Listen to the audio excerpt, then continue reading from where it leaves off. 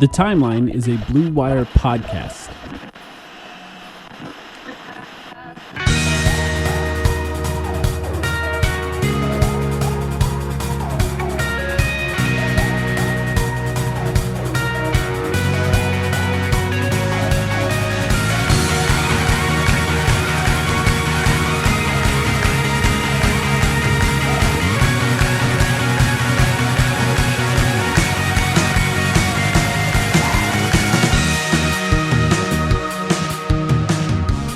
Welcome to The Timeline, a Phoenix Suns podcast. The Phoenix Suns have two centers now. My name is Mike, here with Sam. How you doing, Sam? They got big on big and long. Just as Brian Gregory talked about, I'm doing good, Mike. We just finished up. It was basically a 3-hour stream. First of all, I have to thank you for starting that stream on Playback. It was 4.5 hours for me. Yeah. It was 3 hours for me, and even I was feeling it at the end. Thank you to everyone who stayed till the very end. I think we were holding on to some hope, even after Gambo said about halfway through the first round, that we'll get into the details in a second, but that basically the Suns had wrapped things up for tonight and that they were done. But we wanted to watch to the end, just in case something else happened, just in case they found a way to trade back into the end of the first round, right? But the big story here is something that happened early on in the night. The combination of taking a guy at number 10 who is a center and also trading for another starting center. That really is the big story for the Suns. They focused on size, and they got size. Yeah. 100%. Yeah, the Suns started the night with the 10th pick and the 29th pick in the first round. For those who don't know, the second round is tomorrow. They also have 2 picks in the second round at the end of the second round, tomorrow being Thursday. They ended the night with basically an 18-ish, 19-year-old center and a 23-year-old center, which if you think about it from that perspective, pretty incredible night for them. They sort of tip their hat at what their plan is for this team going forward, and their plan is to have one massive dude on the court at all times, because they traded for Mark Williams from Charlotte and they drafted Kaman Maluach from Duke with the 10th overall pick. And in a crazy coincidence, I don't know if it was a coincidence or not, they both happened within seconds of each other. They made the trade and then they made the pick minutes later. And let's start with Maluach. I think that's where I want to start, because that's something we were just talking about on the stream, and somebody I'm really excited about because we got a lot of information about who the pick can be. Most of it from Gambo. He comes out with 5 players that could be one of the guys. Maluach was not one of the players he talked about. He's also not one of the players that I planned to talk to you about when we planned our pre-draft podcast that we had to scrap, and that was because I just didn't think he was going to be available, and it appeared Gambo did not think he was going to be available at 10. Turns out he was. And the Suns appear to be very, very excited to take Maluach. Let's just start with who he is. First thing, dude's huge. Over 7 feet tall. He was measured at 7 3/4 of an inch. So he's like 7'2" with shoes on. 7'1". Yeah, 7'1" without shoes, 7'2" with shoes. 7'7" wingspan. Mm-hmm. 250. 252 is what he weighed in. Coming into the NBA at 250 pounds, and I'm glad you're pointing that out too, because that's very relevant. A lot of times these 18-year-old centers who are wiry thin come in and they're a lot skinnier. Maluach has an NBA-ready body and frame coming in at 250 pounds. And then the big one, a 9'6" standing reach. You know, we talk about kind of wingspan a lot in the NBA, and wingspan I think is very, very relevant when you're looking at guards and wings who you expect to be defensive playmakers in terms of like intercepting passes or point of attack defenders. And wingspan is important for bigs too, right? It's good to have longer arms, and Maluach has long arms, but he has an even more impressive standing reach, the second largest standing reach in the draft, just a hair behind Roko Zakarski, who's an Australian center that's probably going to be taken in the second round tomorrow somewhere. And a massive standing reach that really helps you with contesting and blocking shots, the type of stuff that's important if you're a big. He's also not somebody who's just that, right? And what I mean by that is he appears to have excellent touch and he shoots free throws. He makes free throws. He's a player who has actual ability to potentially have good touch with the ball. Now, he's not an offensive star here. We're not talking about somebody who's going to be doing some amazing things. Although, I think Sam and I, we had a long conversation about this in our stream. I don't know, we're pretty curious to see if the Suns are going to try to turn him into a three-point shooter.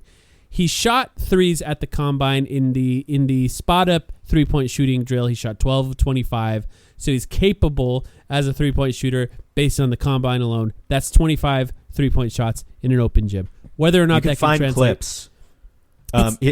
He's originally from South Sudan, we should say. Like, just extra context here. This is supposed to be a high-character guy, everything we know about him, and I'm sure we're going to learn much more in the coming days and weeks.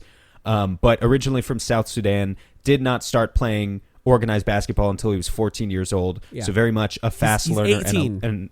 A late bloomer and a fast learner, and I'm sure that's the type of stuff that plays into the Suns' projections for what he could be and plays into him being a top 10 pick beyond just what he was at Duke last year. Because I guess that's kind of what I wanted to focus on, is if you just focus on the things that Maluach was good at Duke last year, I think you're going to see a prospect who probably has among the higher floors of first-round prospects. Yeah. But maybe not necessarily a lot beyond that. Like, he was not trusted to do a lot of playmaking or anything in the short roll, or as you mentioned, he took a few threes at Duke, but it was really just a few. Like this, he shot well from the free throw line, 77%. So traditionally, that is a metric that everyone looks at to project shooting growth and prospects, and that's very, very encouraging. But just in terms of what he was last year at Duke, he was a rim running, very efficient finisher. But just that, a play finisher, and a defensive anchor, of course. That does not mean that he cannot become much, much more than that at the NBA level, but that's where, you kind of have to look at the tools and not so much like, literally what he did on the floor. It's where, you have to project his athleticism and his work ethic and definitely his shooting growth. If you believe that he can become a shooter and potentially be more than just an NBA 5, that's where the ceiling for this guy starts to be unlocked, for sure. Yeah, being a play finisher who essentially, like, his job is to get out there and dunk as much as he possibly can, if he's capable of doing that. And, catch lobs, occasionally maybe hit a hook shot if he can. Probably not going to post up at any moment. But did shoot 76% from the free throw line. I think it's important to say we're not talking about DeAndre Jordan here, where he's out there dunking as much as he possibly can, but then Mitch shooting. Robinson. Yeah, Mitch Robinson for a modern version. There's always these concerns about these guys who it's like, yeah, they're 7 feet tall, they block shots, but can they play in the playoffs? And Mitch Robinson did end up playing in the playoffs this year, but I'm just using him as an example. It's like Haka Mitch became a thing in the playoffs this year. Maluach is absolutely not going to be that. There is no concern about him being that type of, Bismack Biyombo, that type of guy who's just a total drag on your offense, incapable of catching the ball and finishing. He had, and I think it's important to point out too, that this is Duke, right? There are certain prospects that you evaluate that you might really like and they're really efficient, but it's like, he played for a small school and, in a shitty conference. Trying to watch Cedric Coward film his previous few years before this year, and he's playing against guys that will never play competitive basketball again. It's really tough to project. Exactly. Rasheer Fleming, who was not picked in the first round, would love if somehow the Suns got him tomorrow, but, played for St. Joseph's, didn't suit up against many high level college basketball programs. Meanwhile, Maluach is playing for Duke as a freshman, had a 78% true shooting in the half court. He was actually less efficient in transition, which is interesting to me because it makes me wonder, I don't know, maybe that was just like dropped passes or something. I don't know what's going on there. I'd have to dive into the film. But typically you expect a guy in the half court to be less efficient. And for him to be converting at a 78% true shooting, again, this is just like it's layups and dunks. That's what he was. That was his offensive role. But that's basically a guy who never misses in the half court as a freshman against good competition. That's really impressive. It is. Again, points to me as a guy who has, at the very least, a foundation, a baseline, a high floor. You have to squint a little bit more, in my opinion, to see the ceiling. I don't know. But the ceiling is really interesting. It's really interesting. Yeah. It is. Well, one of the parts I think that makes his ceiling interesting, first of all, if you're trying to project any level of shooting outside of just dunks, the first thing you look at as far as scouts is the free throw shooting. Are they capable free throw shooters? So you start there. He is a capable free throw shooter. He's shooting free throws at a good rate for a player at his size, especially with arms as long as his. We're talking his standing reach is 9'8". I'm not sure if you read that stat out already, Sam, but 9'8" is 1 inch longer than Victor Wembanyama's. This is how 9'6", according to the NBA's website. Oh, that's interesting because I'm right here on the Ringers website where I've seen 9'8". So we'll see. It's possible they were using a previous with shoes. Yeah. Yeah, he's exactly his wingspan, his standing reach. Well, actually, that could be standing reach is affected by shoes. Yeah, I mean it is. You're going to be an inch higher. Who knows? But it's higher. It measured higher than Victor Wembanyama. So we're talking about a guy who has an insane standing reach, and to be able to use arms that are that long to be an effective free throw shooter, pretty valuable just from the free throw perspective alone. If you're trying to say, can this guy stretch out to the 3-point line? We're talking about a guy who's played basketball for like 4.5 years now. So we're probably not talking about can he shoot threes in his rookie year, although depending on how the season goes, maybe you let him shoot as many as you want.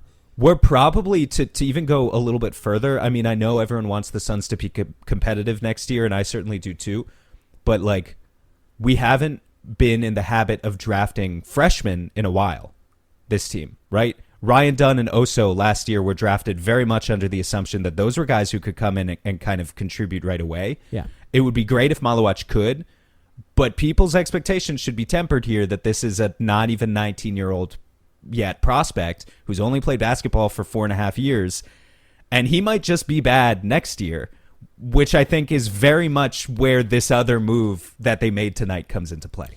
Yeah, and it's really, I think, that's the thing that I think is interesting about the conversation about his ceiling, is because like part of what you factor in when you're watching him play is that he's only played a few years.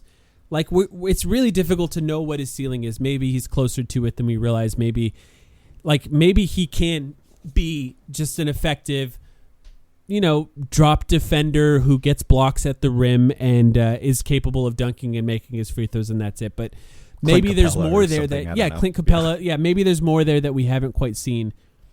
Or maybe the defense could be even better than what we realize because he's, Rudy Gobert sized, essentially. Like, he's got the reach of someone like Rudy Gobert. Can he get to that level? Of course, it takes, he's got to get bigger.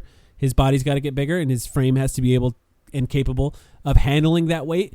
And then mentally, you have to be a really smart defender to be good in that position. And all of that, I think, will be tested over time. But for the Suns, to have a guy like this essentially fall to you, and for them to be willing to take the 18-year-old because they believe in his potential, and maybe that's because they knew this Mark Williams trade, which we'll talk about next, was coming, so they knew they had a starting center so they could develop someone like Maluach off the bench. Takes guts. I appreciate that they did it. Like, I really do, because I think there is potential here that is likely going to be untapped. I don't know what that is, and I don't know what that ceiling is, and I think they probably don't know either, like fully. But when you draft an 18-year-old, and he's 19 in a few months, but when you draft an 18-year-old, you're essentially saying, we believe there is more here, and we're willing to put the time into him to see what that is. And I think the good news about him, like we talked about his offense, for some reason we started talking about his offense. The defensive potential is crazy here. Like, we're talking about a guy who's massive with huge long arms and a massive standing reach. Mobility-wise, he has some ability. Like, some of the film he plays drop, but he also seems to play at the level. When you have a standing... Duke did operate in multiple defensive coverages already, so it's not something that he's not completely or completely unaccustomed to, right? But it's going to be the big challenge for him at the next level the Suns, in tangent with him, are going to have to figure out exactly where he can stay in defensive coverages. Can he be at the level? Can he be above the level? Can he switch? Can he switch? Can he play the 4? Right? Yeah. Like these things that we have to talk about. They that's going hinted to make at or it. break. You That's know? going to make or break his NBA career.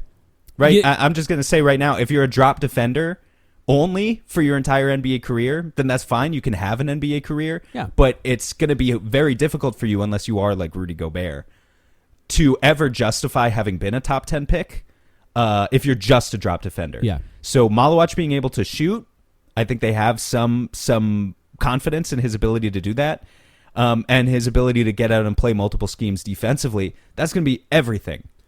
You have to... Because remember again, sorry, this is the last thing I'll say. We keep going back to that conference, that press conference, the introductory one with Brian Gregory about his vision for modern basketball and kind of understanding, he talked about playing two bigs together. Also just understanding, I heard you talk about this with Kellen too the other day. Everyone shoots now. Mm-hmm. Every team shoots. You get to a point where there's no longer the advantage just through sheer volume of three-point shots. Of course, you need to keep getting them up there, and you need to get guys who are not complete non-shooters. You can't be in the bottom half of the league, but just from volume alone, anyone could get to the top half just by shooting more.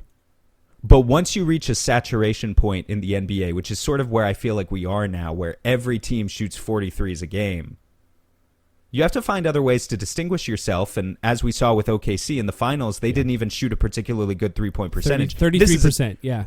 It's a dangerous game to always take, a lesson from the team that just won the finals and say, this is how basketball should be played now. You can only play like this team. So that's not what I'm attempting to do. But I'm just using the Thunder as an example. They did not shoot threes well.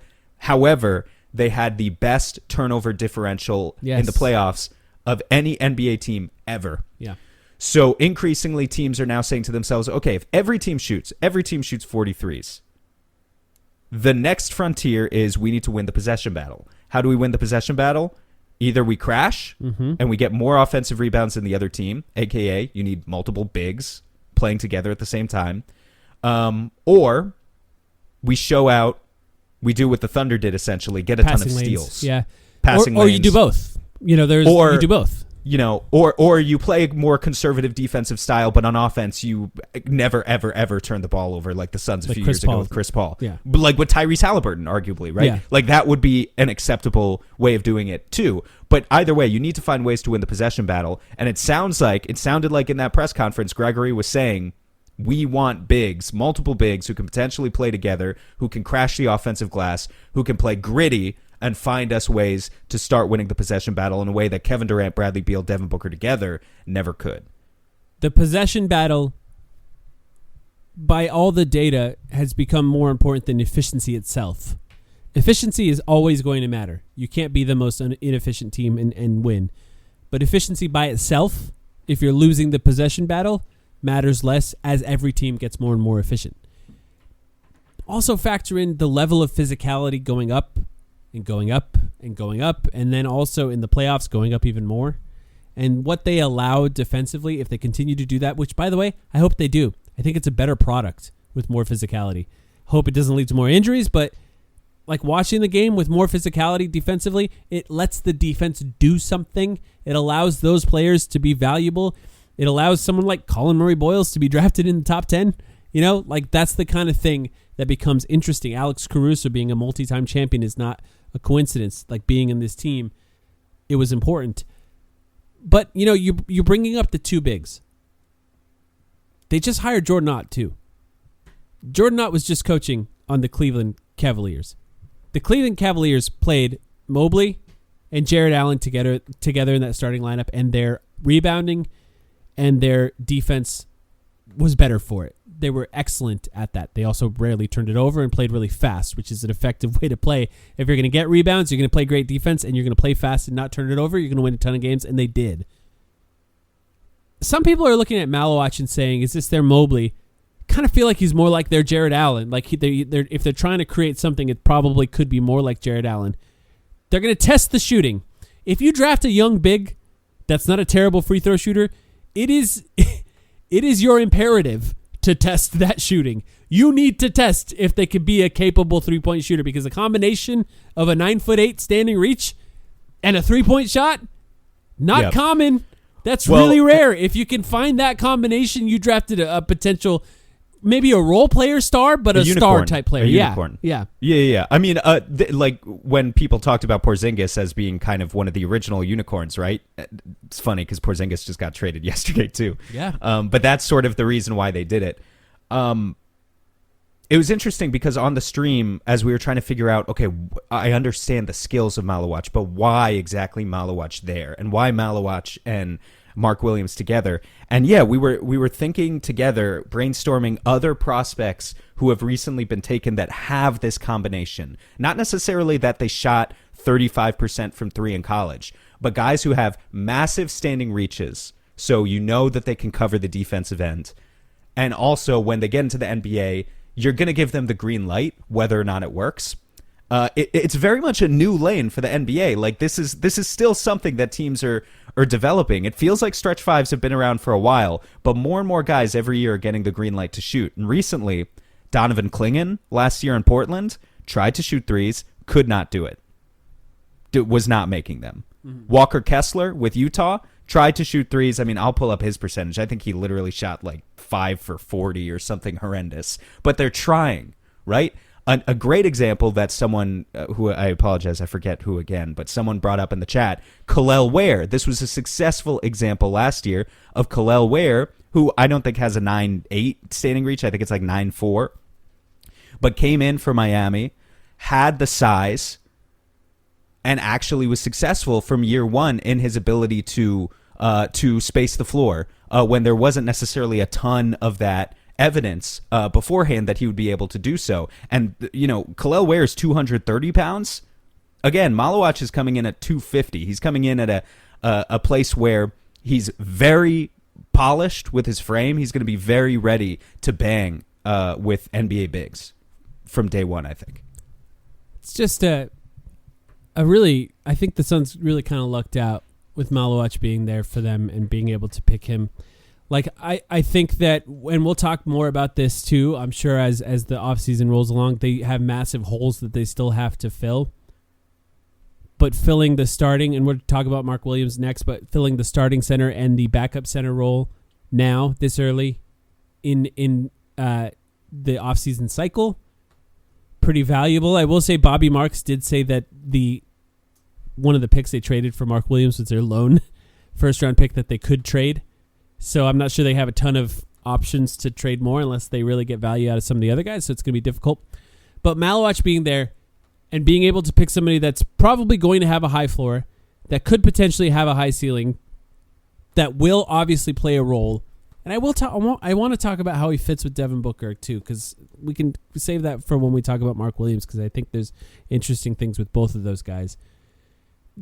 It's just really great for the Suns to have the opportunity to pick him. I think they lucked out. I think this was a great pick, and I'm excited by it ultimately. And I'm excited to dive into the film and the data a little bit more and see what else we learn. I will say about Malawach too, part of watching players is watching them play the game.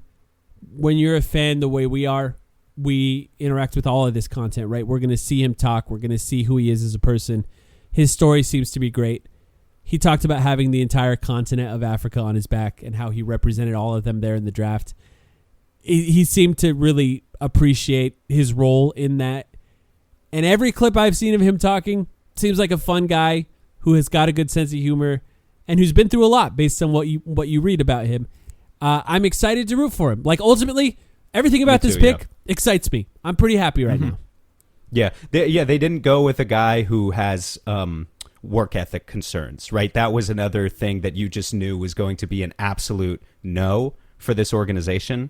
A guy who was trying to like force his way to a specific team or whatever. There are even some prospects that I liked, like Noah Senge, who, you know, left his German team to be at the draft, even though they're still in the finals right now. I like him. I think he could be a future star. He was taken before Malawach, so it was a moot point. Actually, was he?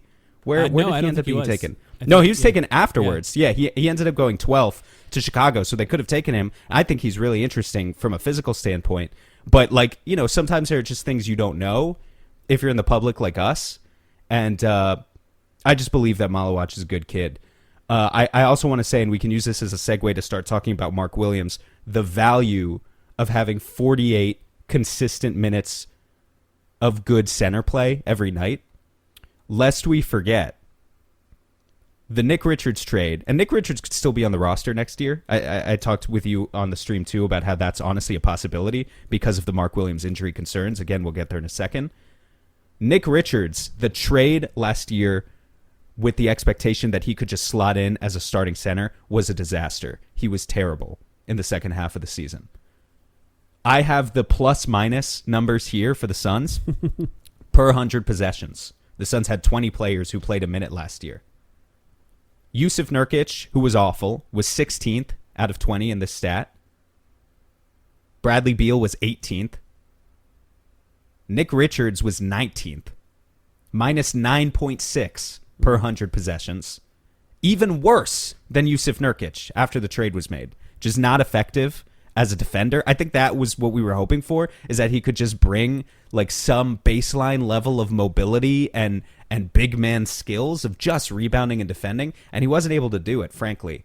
And obviously, like, we know he wasn't going to do anything like super fancy on the offensive end either, although we did start calling him Jimbo Richards at a certain point because his mid-range jab step was kind of underrated. That's maybe the one thing I underratedly sort of like about Nick Richards' game. Anyway, he was really bad in the second half of the season. He was really bad. Cody Martin, by the way, if you wanted to know, ranked dead last in that stat. But he only played a few minutes, so I don't necessarily hold it against him.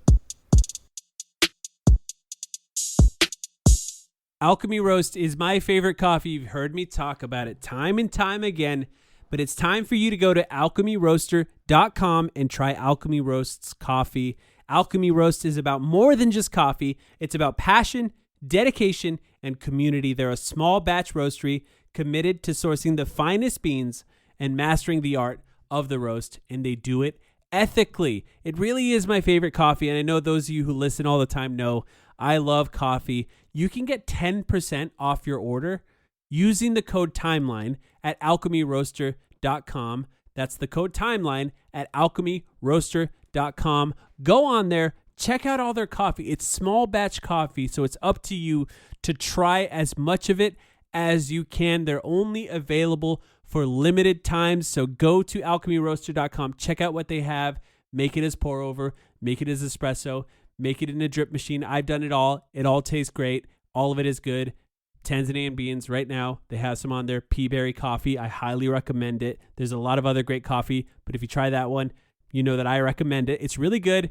Once again, Alchemy Roast. Go to alchemyroaster.com. Use the promo code TIMELINE. Get 10% off. It also supports us here on the podcast, which we appreciate if you do. Listen, life's all about leveling up. Whether you're handling business on the field or kicking it in your zone, you like to celebrate with cigars that match the moment. That's why you should link up with Famous Cigars to bring you a wild deal. Right now, you can grab 8 premium cigars for just $8. You heard that right. 8 top-rated cigars at $1 a stick. Top quality brands like Oliva, Romeo y Julieta, and Davidoff. Handpicked just for you and worth over $80. Hit up famouscigars.com/cam and lock in this exclusive deal. While you're there, check out their insane selection of premium cigars, all shipped fresh and fast from their massive 20,000 square foot humidor. That's half a football field. Famous Cigars has been in the game since 1939 and still family owned. So celebrate every win with the folks at Famous. 8 cigars for $8. famouscigars.com/cam.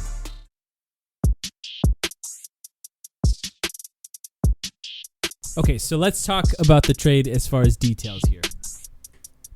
So right before the Suns made their pick at 10th, Shams Charania tweeted, breaking, the Charlotte Hornets are trading center Mark Williams to the Phoenix Suns for the number 29 pick tonight and a 2029 first-round pick, sources tell ESPN. So the Suns started the night with the 10th overall pick and the 29th overall pick once again. The 29th overall pick in this current draft was picked, but is not going to the Phoenix Suns, going to the Charlotte Hornets. They also traded, and this was the follow-up tweet from Shams, the 2029 first-round pick is the least favorable of Cleveland, Utah, and Minnesota. This is one of the picks that they traded for when they traded the 2031 pick, I believe. So it is a first-round pick. Will likely be a late pick if Cleveland, Utah, or Minnesota are good, although 2029 is a few years away. One of those teams might not be good. All three of those teams might not be good. It's possible it could be a higher pick than we anticipate, but right now, the Suns unlikely. Unlikely. It seems like it's probably one of them's going to be a playoff team, and that's all it takes. It probably won't be a lottery pick just from that alone. Sure. So two picks for Mark Williams. Now we can talk about Mark Williams as a player, but you can't talk about Mark Williams as a player without talking about Mark Williams and his potential injury history. We know the story on Mark Williams. He was literally traded to the Los Angeles Lakers at the trade deadline. The trade was rescinded because he did not pass a physical in the last 3 years. For the Charlotte Hornets, he played 44, 19, and 43 games. He's 23 years old. He's young. He's played 106 games in his NBA career in 3 seasons. That's an average of, 35-ish games per season. He does not play a lot per season so far, and he didn't pass a physical just this last year. They traded 2 first-round picks for him, the 29th pick and a future pick in 2029. There is a massive risk to this trade. You are right that having potentially 48 minutes of competent center minutes could be massive for the Suns.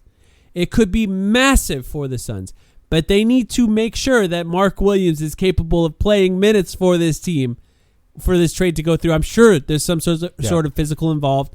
I'm sure they understand the risk here, and he will pass that physical. I don't think there's any chance it's rescinded. Yeah. They found one of the few NBA players, and I think he is tremendously talented, and he's still young. The roster has a lot of young players now, frankly. Mark Williams is still 23. Jalen Green is still 23. Ryan Dunn and Oso are 22. And Malawach is 18. So this is not like an old roster anymore from my vantage point already. And especially with KD being gone, he kind of skewed those numbers. Right. We haven't gotten to the second round tomorrow yet either. I would still like to see them get even younger, frankly. But the risk here is sort of enormous. Yeah, it's an they enormous found risk. One of the few players who is less available than Bradley Beal on average. Yeah, in the entire league. That's a good way to put it. One of the few guys. Yeah, and when he does play, pretty effective. His numbers average out to a good starting center numbers. Last year, he played 44 games. He started 41 of those games. He averaged 15.3 points, 10.2 rebounds, 2.5 assists, which is pretty good, and 1.6 blocks, which was the most blocks he's averaged in his young career. This guy's played, once again, 106 games in his career. Has not played a ton in the NBA, so we're just sort of scratching the surface, potentially, of what he could be. It's difficult to really know. He also, next year, will be on the last year, essentially, of his rookie deal. He'll be up for restricted free agency after that year. He makes very little money. The Suns were capable of trading very little for him because of that. $6.2 million is what he makes for a player who is clearly a starting center, at the very least. How good of a starting center will remain to be seen. They were able to do this trade for Vasa Micic, who didn't play at all, basically, for the Suns. They needed to include salary because the Suns are a second apron team, so they needed to send out more than they were getting back. Which, by the way, they got him from the Charlotte Hornets. Luckily, Micic, frankly, was on the roster at all that they were able to do that. Sometimes it helps. As much as you don't want to unnecessarily put yourself in a bad position where you're paying millions and millions in luxury tax for terrible players, sometimes it helps to have a bad player or two who just make $10 million that you can trade somewhere on the roster. So, Mark Williams, interesting as a player. I think what we're talking about Malawach and his ability offensively, kind of similar. I think Mark Williams, obviously, much more grown as a person because he's physically older, but also just larger in general in his strength and width. Weight wise, I'm not sure it is that different, because Malewicz just weighs more than you would have expected him to based on his frame. But if you just look at Mark Williams' frame, it looks larger and more filled out than Malewicz is. And we know Mark Williams. We've seen him play in the NBA. Like I said, not played a ton, but we know a lot of what we've watched. Can screen, can roll, can be a typical screen and roll big. I think he could probably occasionally punish a switch if it's the right smaller guy on him, feeding him close to the basket. I don't think he's going to do a ton of creation, away from the basket. But if they switch and he gets him under the basket, you could give it to him and he can score in that position. The blocks numbers are good. Like I said, 1.2, sorry, is what his blocks were last year. I think I said 1.6 previously, but 1.2.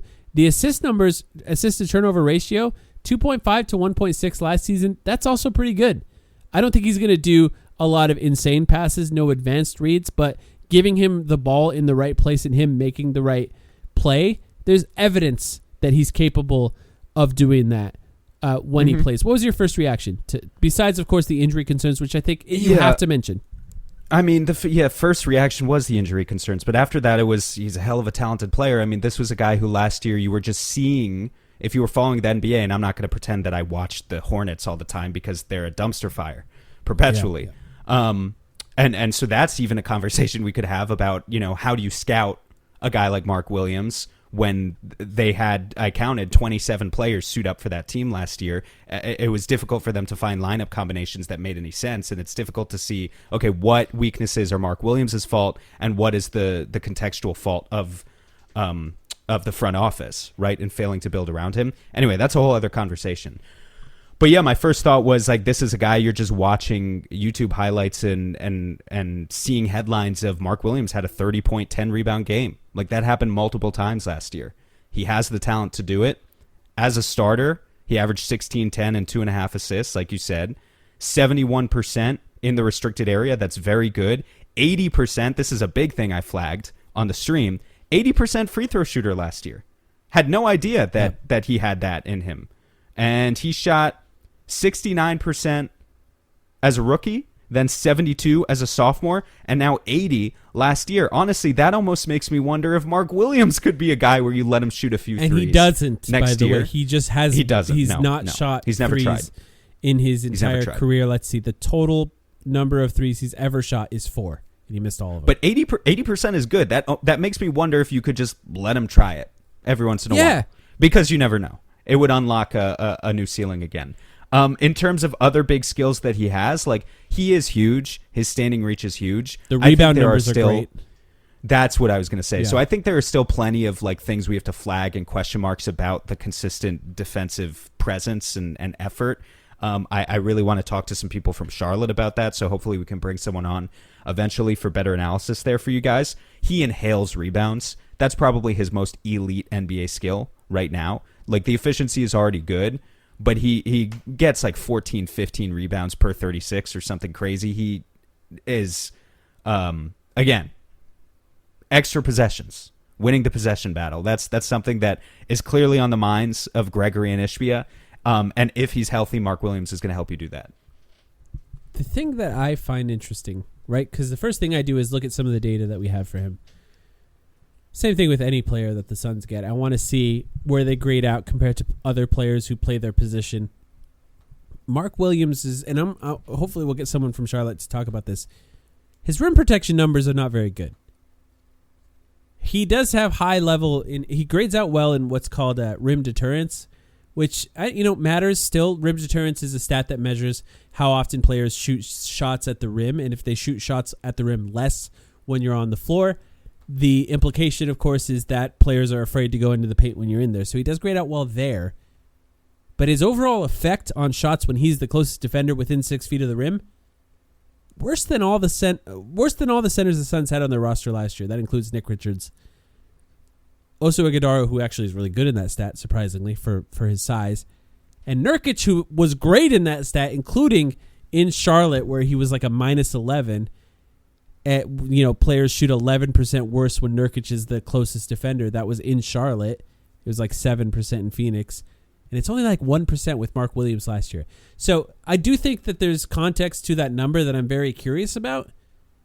And I look forward to watching some tape on him and asking someone who's watched a lot of him throughout his career and see what they think about that. But it's a little bit of a concerning number, if I'm being honest. Absolutely. Yeah, no, there are things that you flag here. And if you're just looking at the statistical profile, the big thing that I go back to is like, I mean, I generally speaking, don't know what the hell Charlotte has been doing for the past several years. But last year, again, as I pointed out, 27 guys suited up for this team.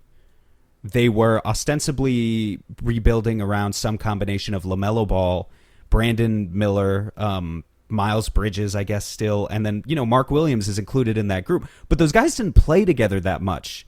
They all kept getting hurt. And Mark Williams and LaMelo Ball even only played like 500 minutes together all season. Right. So developing any kind of like connective tissue between those pieces would have been just basically impossible for that team and for Charles Lee, who was a rookie coach too, like more generally. And so that's another thing that I just want to talk to Charlotte people about. It's like, how do you evaluate your own players when you're just not letting them get any time together? I think that the Suns very clearly saying we may be undersized, and we'll talk about the problems they could face in filling out the rest of the roster in a sec, but essentially saying we may be undersized at other positions. We're not going to be undersized at this position. It's telling, I think, right? It tells us what they want to do. It tells us a little bit about how they want it to look next year. And to be able to have two huge guys, both went to Duke, by the way, two huge guys who are capable at the center position, playing as much as possible, pretty valuable. I think at this point, it sucks to have to say this a lot, and it sucks that it doesn't involve much analysis, but like we really do have to hope that Mark Williams can stay healthy for a long time. He will be in a contract year this year as well, not saying that he misses time because he doesn't want to play. He clearly wants to get out there and wants to play, but it's also important for him to be healthy to try to make that next contract for him. There is a world where the Suns, and this is another part of the risk that we're talking about with trading for him, there is a world where they traded 2 picks for a guy who plays on the team for a year. They own his restricted free agency rights, so like they can sign him no matter what. They can sign and trade him. They control his destiny on his next contract ultimately with this trade. But he needs to be successful. He needs to play well for this trade to be a success overall. And more than anything else, that includes staying on the court. Yeah, and really they want to get a good look at him, obviously, so that they can evaluate his long-term future, too. But moreover, right, it's like the concept of not only trading 2 first-round picks, and I know they're late first-round picks, but trading 2 first-round picks for a guy who you only have for a year, but also trading 2 first-round picks who you only have for a guy you only have for a year that might be quite inconsequential. We're hoping that the Suns can like make a real run at the playoffs next year. But let's be honest, folks, we're not really expecting this team to be in championship contention. And so, yeah, you just don't want to waste resources for nothing. You really hope that things pan out with Mark Williams and that he can be a part of their vision for the long term, not just for 2025. I mean, and let's just look at the full picture here. They also drafted his replacement with the top 10 pick. Yeah, it's true. So unless they can play together, unless they drafted Evan Mobley. If they drafted, right. Yeah. And by the way, there's some quotes from Brian Gregory that are being posted right now, which I'll get to in just a second here. But like they need to really figure this out and figure out what the future is of both of these guys on this team, and for one of them as quickly as this year, because he's not under contract next year. And that's Mark Williams. And obviously they're going to have a leg up in any sort of conversation here with his free agency status. Hope he's healthy. I mentioned it on the stream, but there's no salary cap on the training staff. I know he's spent a lot of money already, Matt Ishbia. But like the places where there's no salary cap, those are where you can find the edges. Those are where you can succeed in the margins, if you will. And the training staff is one of them. Get the best guys, get the smartest guys, get the most advanced healthcare, essentially, for someone like Mark Williams, and do your best to keep him on the court. That's all we want to see.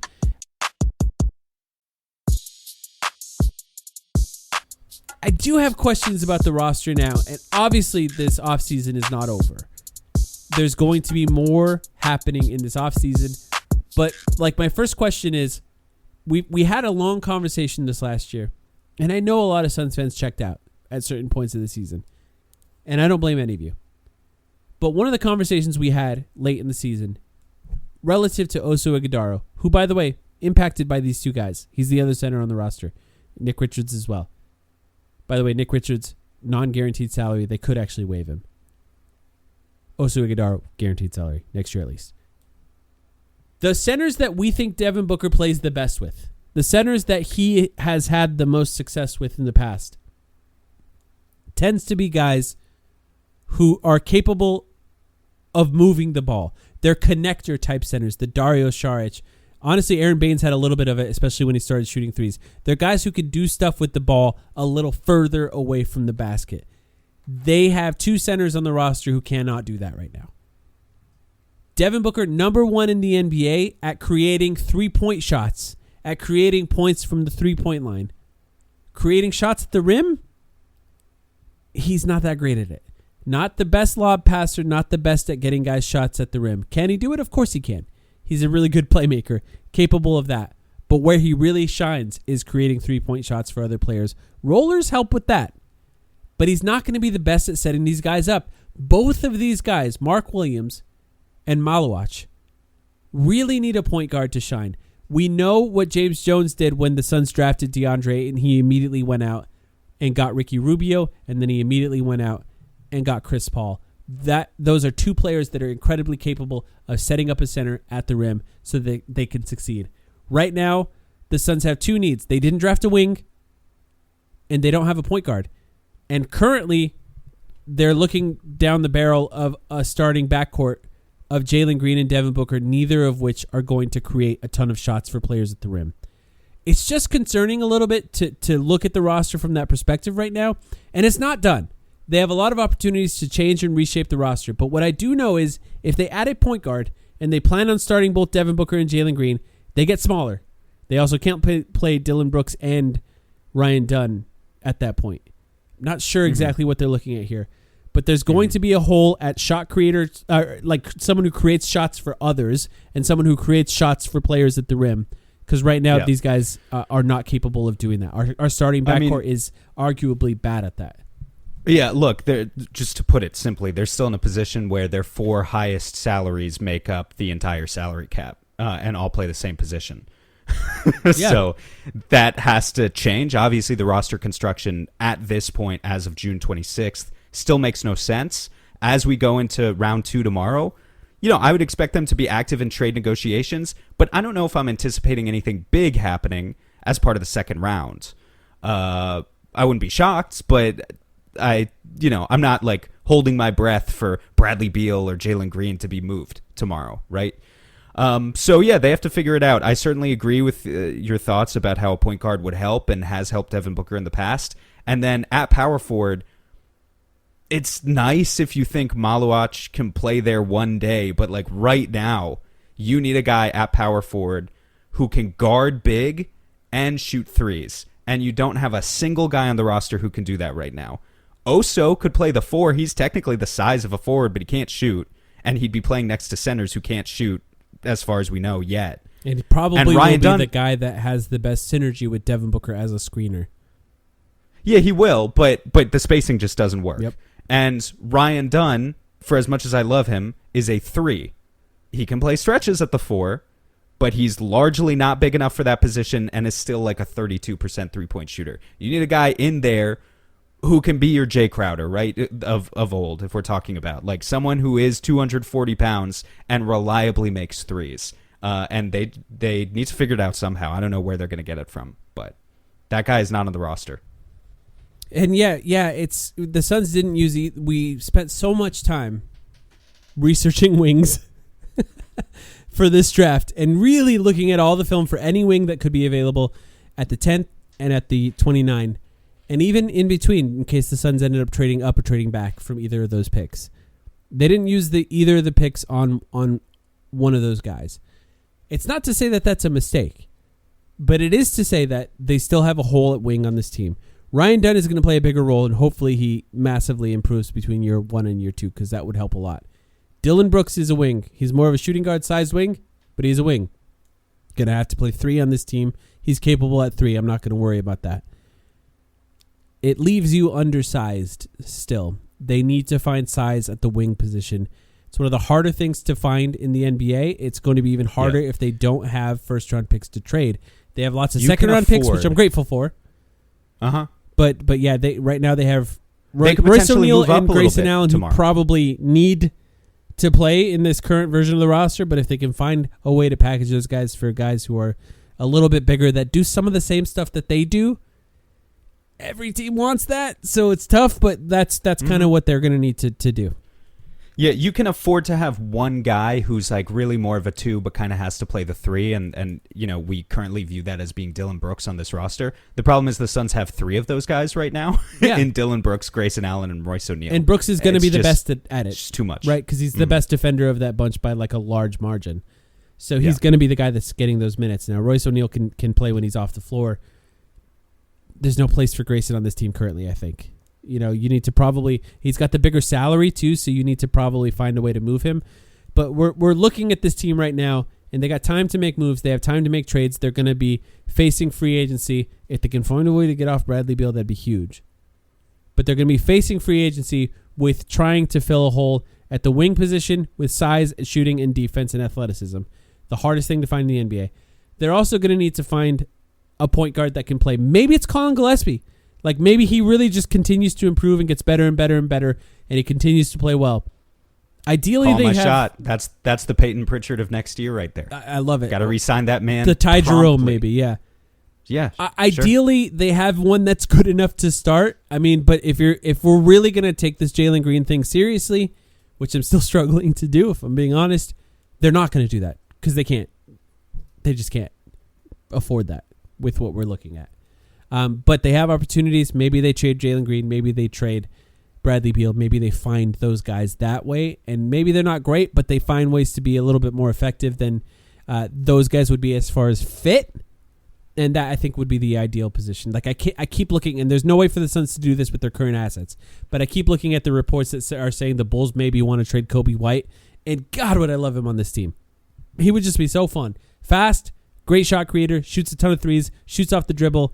Just a fun player in general. That would be the type of player that I think the Suns could want to try to get. Maybe they want Jalen Green.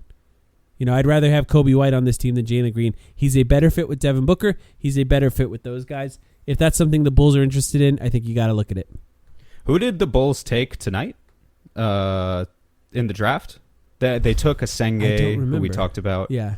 And I don't know if there was anyone else. That's another team like Charlotte. You never really know what Chicago is thinking, so you always got to keep them on speed dial just because they're crazy enough to maybe let you fleece them. I was kind of hoping they would let us off the hook in some sort of Bradley Beal package tonight. Yeah. Like, you never know, just because it's an attractive city to live in. But, yeah, Kobe White's awesome. He also doesn't make a lot of money. Like, that could be a simple Grayson and picks for Kobe White swap. Technically still works. want picks, unless they want 5 second-round picks. Jalen Green, if there's value in Jalen Green, that would be the type of player you don't want to... I don't know. Does Jalen Green fit? It's actually kind of an interesting fit on the Bulls, if I'm being honest. Like, I think the trouble with Jalen Green in Phoenix is that the overlap with Devin Booker, even though he gets to the paint a lot more, is really kind of tough, whereas there's less overlap with those types of players in Chicago, and I think maybe they have the ability... They're in the East, so they have the ability of letting him stretch out and try to succeed a little bit more there. We see, Chicago, that you have traded Zach LaVine. Can we interest you in new Zach LaVine? Yeah, exactly. You liked Zach LaVine. Wait till you see this guy. Yeah. Less of an injury history. Here's some Brian Gregory stuff. This is from Gerald. Shout out, Gerald. I'll check the other guys' accounts here, too, if there's anything they tweeted. But you're going to love this one, Sam.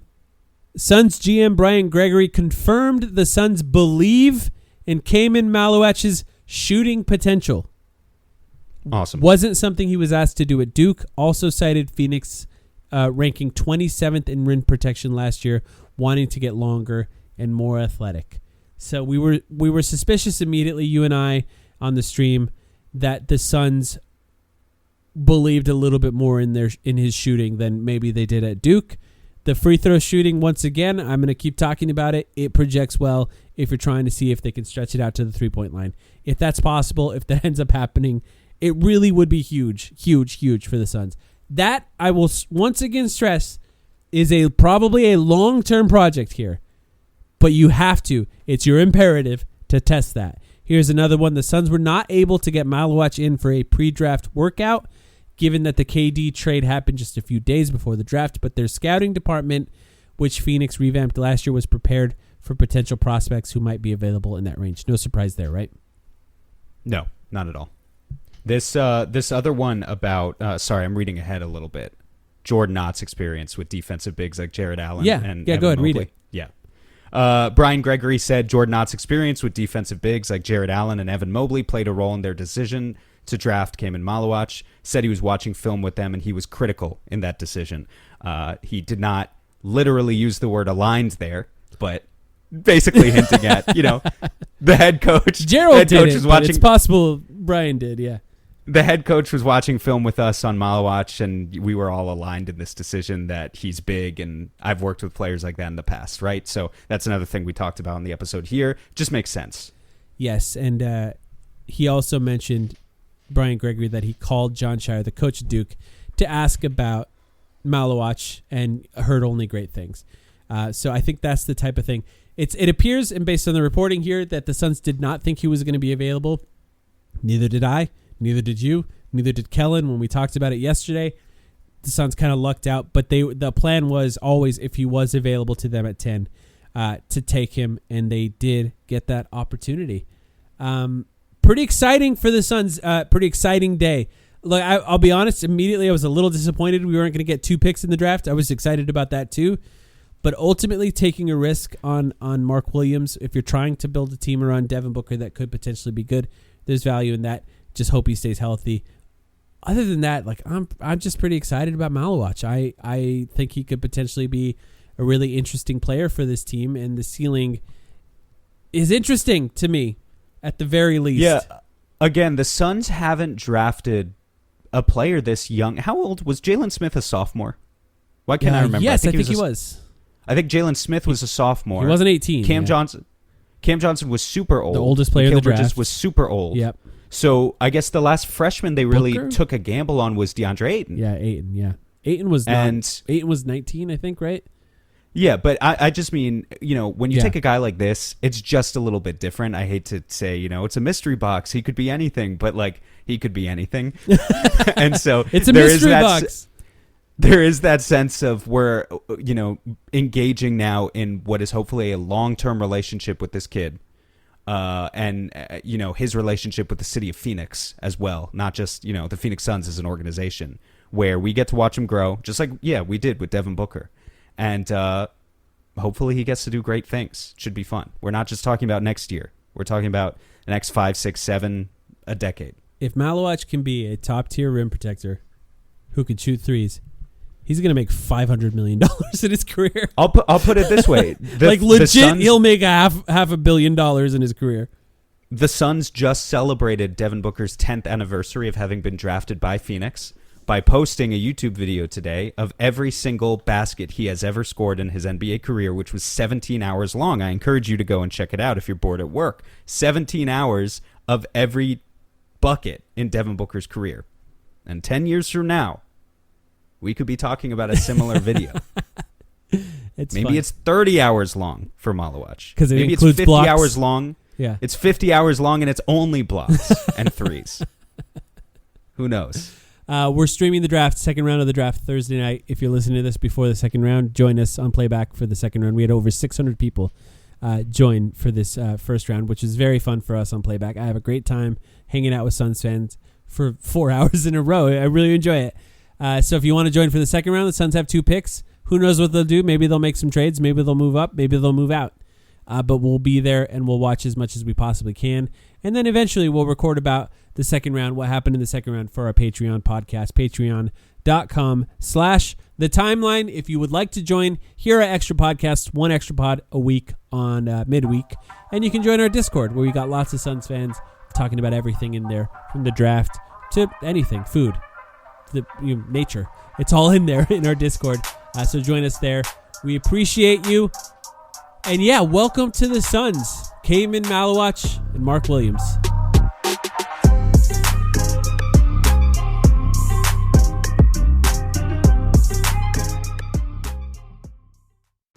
For over a century, Johnny Walker has shared its bold spirit with the game of golf. Now, crafted with Devereaux Golf, Johnny Walker introduces the Johnny Walker Blue Label-inspired Sunday Golf Bag, elevating the game with sleek design, Blue Label hues, and refined gold accents.